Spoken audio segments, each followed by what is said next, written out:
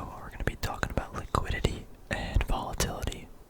These topics are very important as they apply to risk management and how you manage a trade.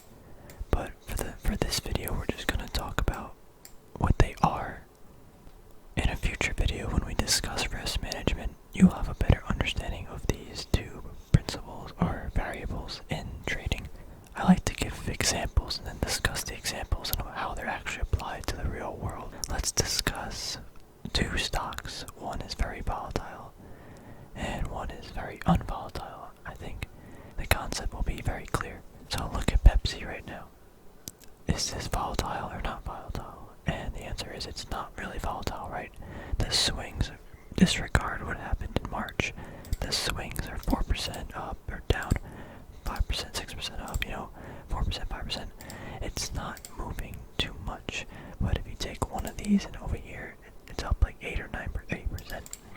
It's not volatile. It doesn't move very rapidly in either direction. When using this with risk, that's good because you can size on a bigger position because you're less likely to be hit with a big downward move or a random shock. I mean, that isn't necessarily the case all the time, but it can happen. But it's very unlikely based on past performance. Even with the last year to date, this thing, Pepsi, hasn't really moved at all, maybe like 5%. Even through this whole crash, it's still rebounded. Companies that pay a dividend and are stable and high in market cap oftentimes are very not as volatile. Obviously, Apple is one of the exceptions, or not one of those things. It's pretty volatile in my opinion. In like 100 days, it's up like 75% or something. That's pretty volatile, but at the same time, it's volatility often refers to the price movements between like up and down. It's how much the price is moving. I guess a proper thing would be called ADR. I don't use ADR, however, it is a study. Like ADR. Oh, ATR, average true range. That's what it's called. This I don't know exactly again what it does. I don't use it, but it tracks the price movement of like a given period. So over the last 14 days, during this time, it was moving about $4, and that's for a $60 to $70 company. That's I can do the quick math. That's about a 5% move every day. So that's really volatile, as opposed to back here, it was moving at like $1 every day, which is about 1% every day. So that's very unvolatile. That's the ADR or ATR is a good way to see how volatile a stock is. Now if we go to so again Pepsi, I guess I'll just keep that on because it helps clear or point out. See, look at that line basically doesn't even exist. Here we got massive volatility, and again nothing. Now let's go to a lot of penny stocks are very volatile.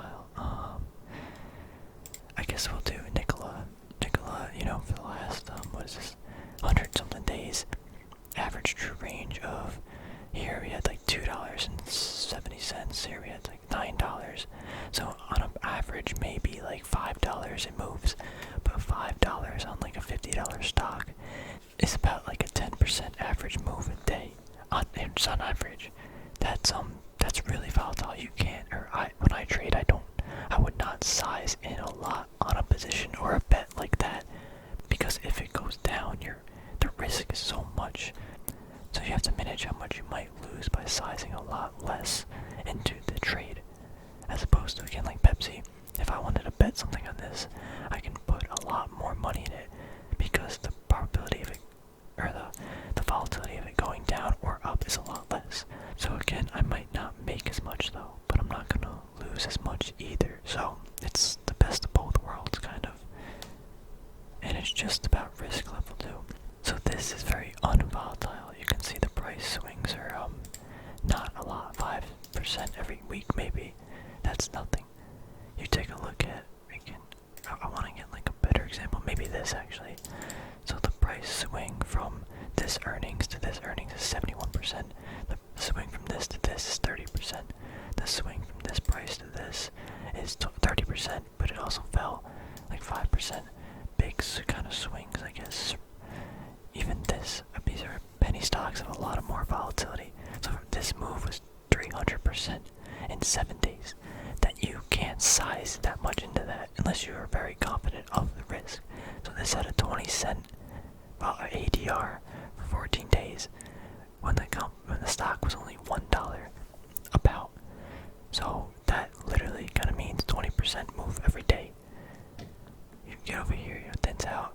However, this move to this move, it doesn't look big, but that's a 60% drop. That's crazy. Then you get a rebound all the way to another 300% move almost, only to get in 25 days is another 60-70% decrease. Very volatile.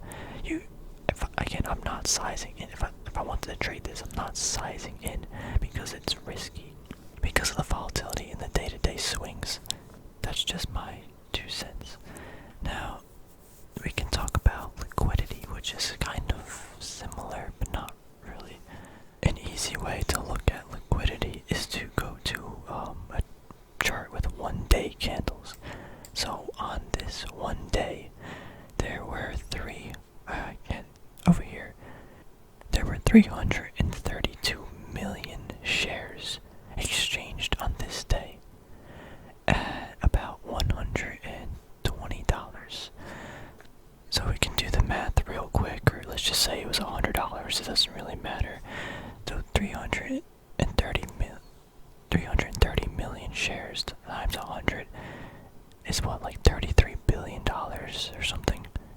On this day, $33 billion was moved around and exchanged hands.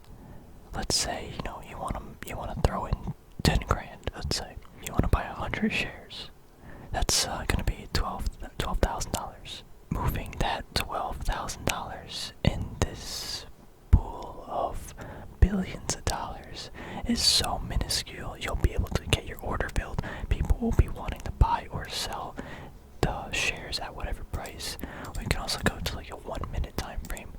We'll go over here. Oh, that's a lot of volume. Like someone big boy. I don't know. It's Friday, so options ended.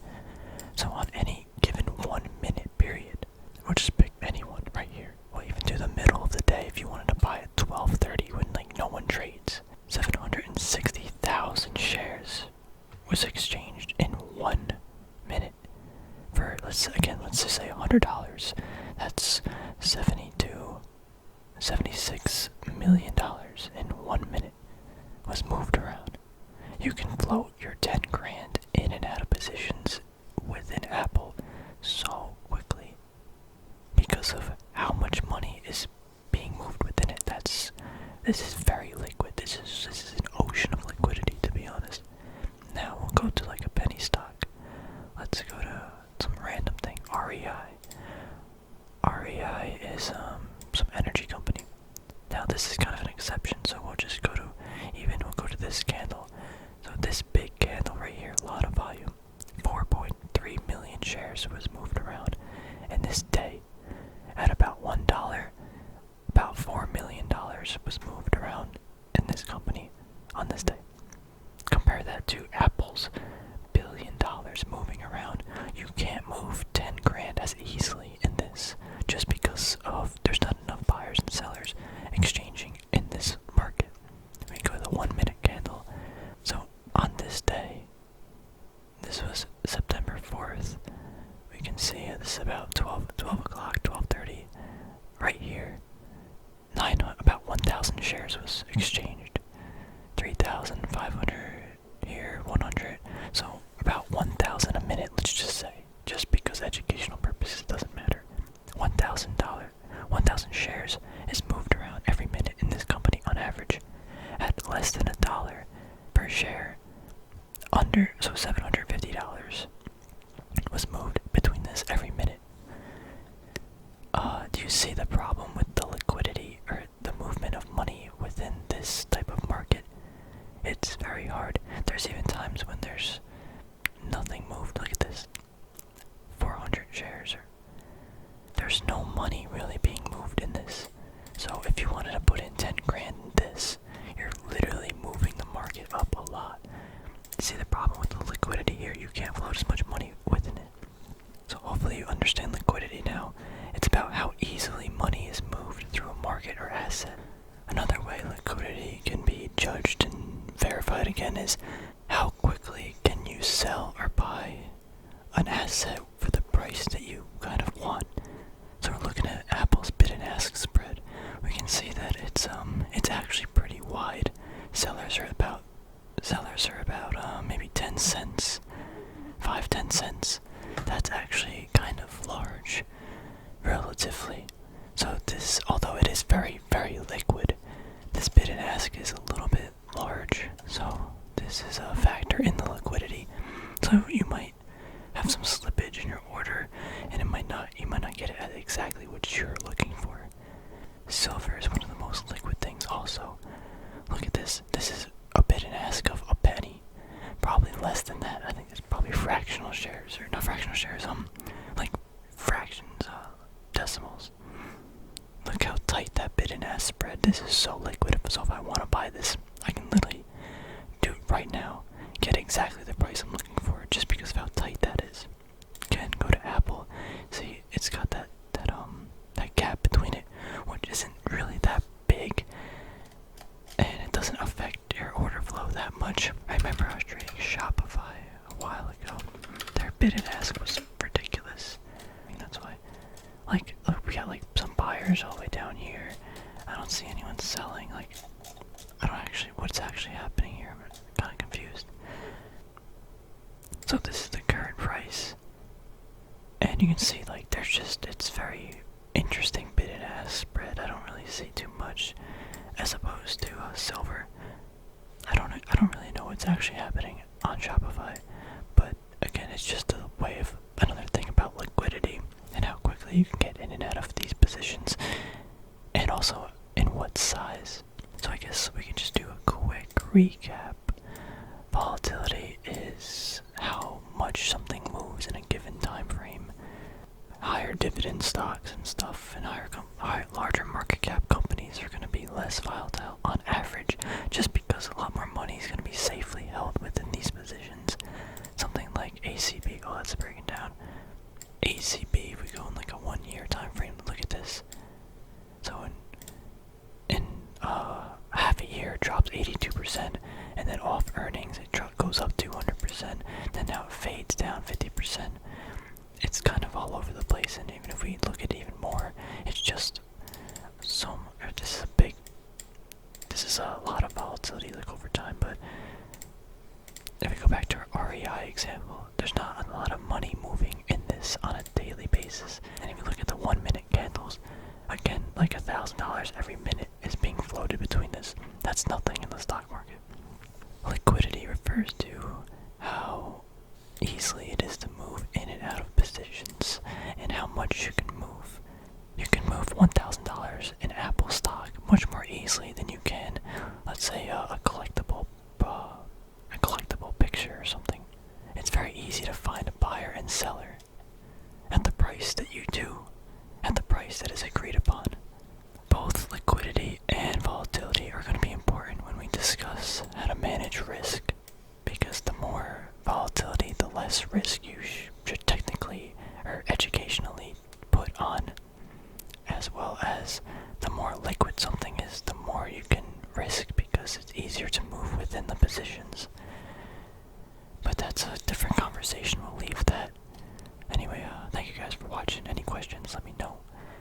And I will see you guys in the next video.